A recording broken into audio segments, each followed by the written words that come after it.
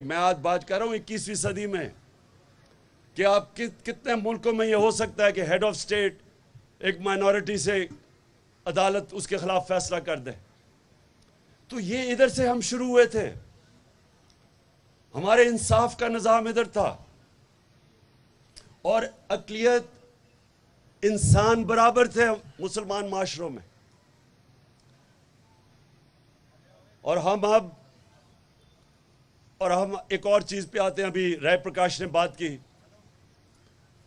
कि जो forced convergence है कि ज़बरदस्ती लोगों को सिंध में ख़ास तौर पे कि लड़कियों को ज़बरदस्ती मुसलमान कर लेते हैं। देखिए, कुरान की वाज़ेह आयत है, दीन में कोई ज़बरदस्ती नहीं, ये अल्लाह का फरमान है। जब भी कोई मुसलमान ये करता है वो अपने दीन के खिलाफ जाता है, वो अल्लाह के फरमान के खिलाफ जाता है कि ज़बरदस्ती किसी को दीन की तरफ ले आए। जो ईमान है ये सारे समझे कि अल्लाह कुरान के अंदर अपने हबीब को, जो इंसान जिससे अल्लाह सबसे ज़्यादा प्यार करते थे, नबी सल्लल्लाहु अलैहि वसल्लम को कहता है कि ऐ नबी, तुम्हारा काम है सिर्फ पैगाम देना। ये सुन लें ज़रा, मैं अपने मुसलमानों को भी ये बताना चाहता हूँ। अल्लाह अपने हबीब को कहता है कि तुम्हारा काम है सिर्फ पैगाम देना। अगर वो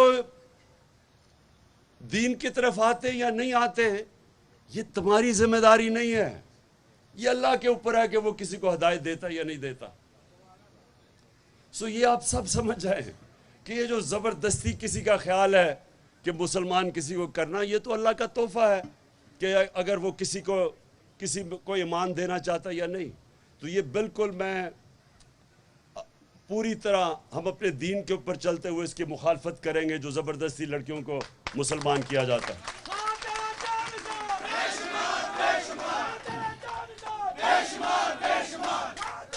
बस बस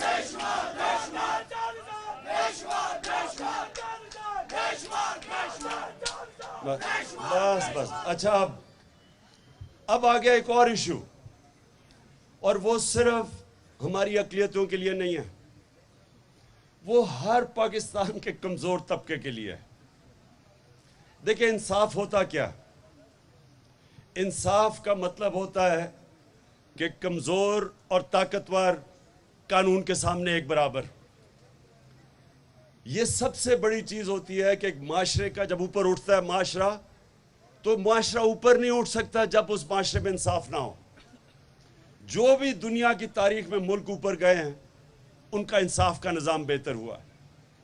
बल्कि हमारे एक बहुत बड़ा मुसलमानों का आलिम इब्न खालदून, वो कहता है कि मेरा सारा जो तज्ज़िया है कुरान का, उसके बाद मैं एक नतीजे पे आया हूँ कि अल्लाह ने इंसान को दुनिया में भेजा ही एक वजह से है, इंसाफ कायम करने के लिए। जानवरों के माशरे में इंसाफ नहीं होता, वह माइट इज राइट है, जो ताकतवर है वो कानून से ऊपर है, जो कमज़ोर है उसको कोई पूछता नहीं है, उसको इंसाफ नहीं मिलता। इंसानी माशरा होता ही तब है जब उसमें इंसानियत हो और उसमें इंसाफ हो।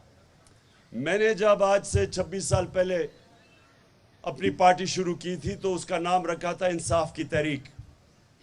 मैं ये समझता हूँ कि इस जद्दोजहद में हम सबको शामिल होना चाहिए। मैं अपनी सारी कौम को शामिल इसलिए कर रहा हूँ कि ये हमारा मुल्क आगे नहीं बढ़ेगा जब तक यहाँ इंसाफ ना हो। इंसाफ का मतलब होता है rights, human rights. Human right क्या होता है कि हर इंसान के हकूक होते हैं, चाहे वो कमज़ोर है चाहे ताकतवर, चाहे अमीर या गरीब।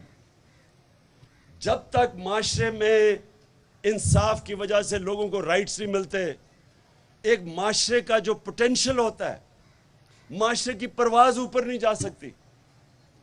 मदीना की रियासत में मैं मिसाल इसलिए देता हूँ कि वहाँ ऐसा ज़बरदस्त इंसाफ का निज़ाम था कि वो लोग जिनकी हैसियत ही कोई नहीं थी, उन्होंने चंद सालों के अंदर दुनिया की 2 सुपर पावर्स उनके सामने घुटने टेक गई।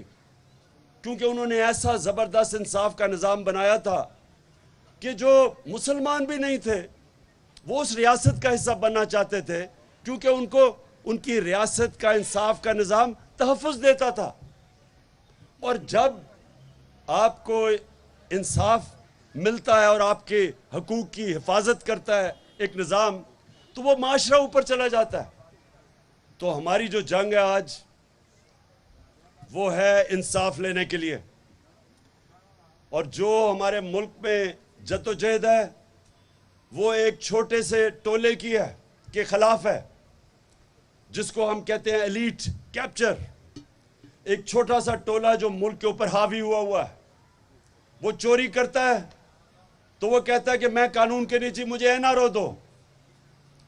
मिलके वो सारे अपनी चोरी, अरबों रुपए की चोरी माफ करवा लेते हैं, जबकि गरीब आदमी छोटी सी हजारों की चोरी में जेलों में फंसता है और जेलों के अंदर कोई पूछता नहीं है उसको। ताकतवर चोरी करता है कानून से ऊपर, उसको हाथ नहीं लगता। कमजोर जब बेचारा, उसको कोई हिफाजत नहीं करता कानून। ये हमारा सबसे बड़ा अलमिया है। और ये जो राइट्स की मूवमेंट है, इंसाफ का मतलब राइट्स की मूवमेंट, ये चल रही है। और यही है हकीकी आज़ादी की तहरीक। हकीकी आज़ादी, हकीकी आज़ादी, बस हकीकी आज़ादी तब मिलती है जब एक मुल्क का इंसाफ का निज़ाम लोगों को आज़ाद कर देता है। अभी हाल ही में देखें, एक उसको ARY का न्यूज़ एडिटर, सोचे न्यूज़ एडिटर के घर में, अमाद यूसुफ के घर में सुबह के 2 बजे पुलिस घुस जाती है। अब बस सुनो जरा, रात के 2 बजे एक न्यूज़ एडिटर के घर पे पुलिस घुस जाती है और उसको उठा के ले जाती है। और उसकी बेटी, वो कहते हैं बेटी शौक में थी कि कौन किस घर के अंदर इस तरह का कोई आके किसी को उठा के ले जाए। किसी मुहज़्ज़ब माशरे में नहीं ऐसे होता। अभी वो शहबाज गिल के ड्राइवर की बीवी को उठा लिया, उसकी छोटी सी बेटी, कोई फिक्र नहीं की कि वो बेचारी उसके ऊपर क्या गुजरेगी। एक मिनट सुने, बात यह है कि जब एक मुल्क के अंदर इंसाफ का निज़ाम नहीं चल रहा होता, वो लोगों की हिफाजत नहीं करता, ताकतवर जो मर्जी कर लेता है, जिसकी लाठी उसकी भैंस, जंगल का कानून। ये है हम सब की स्ट्रगल। मैं इंशाअल्लाह परसों 13 तारीख को लाहौर के अंदर हॉकी स्टेडियम में पाकिस्तान की हकीकी आज़ादी का हम जलसा भी करेंगे, जश्न भी बनाएंगे और अपनी कौम को बताएंगे कि हकीकी आज़ादी लेते कैसे, हकीकी आज़ादी होती क्या।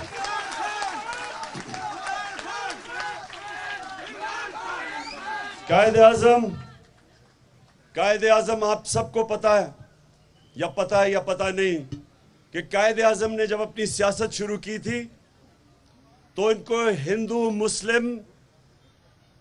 मुस्लिम एम्बेसडर समझा जाता था, यूनिटी एम्बेसडर, को वो हिंदू और मुस्लिम को इकट्ठा करेंगे।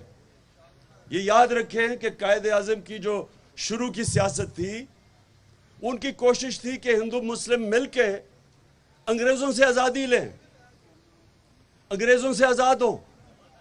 और फिर क्या हुआ, उनको आहिस्ता आहिस्ता ये खौफ आना शुरू हो गया कि वहां ऐसे लोग थे, वो जो कांग्रेस के अंदर ऐसे लोग थे जो कि सिर्फ ये देख रहे थे कि वो सब के लिए, अक़लियतों के लिए आज़ादी नहीं चाह रहे थे, वो सिर्फ हिंदुओं के लिए आज़ादी चाह रहे थे। इधर इख्तिलाफ हुआ उनका, वो चाहते थे कि सारे हिंदुस्तान के लोगों को आज़ाद हो। तो उनको खौफ आना शुरू हो गया कि अंग्रेज की आज़ाद गुलामी के बाद हम हिंदू की गुलामी में चले जाएंगे।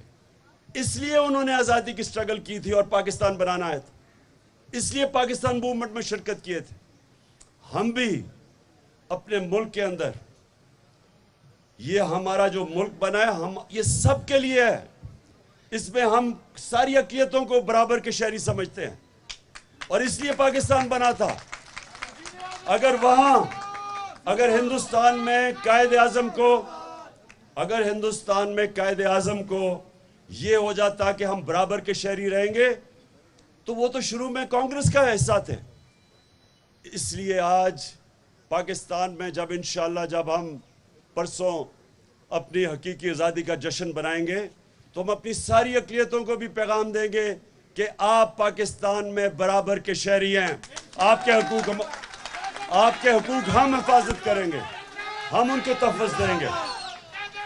मैं आपका सबका शुक्रिया अदा करता हूँ 11 अगस्त में आने का। पाकिस्तान जिंदाबाद।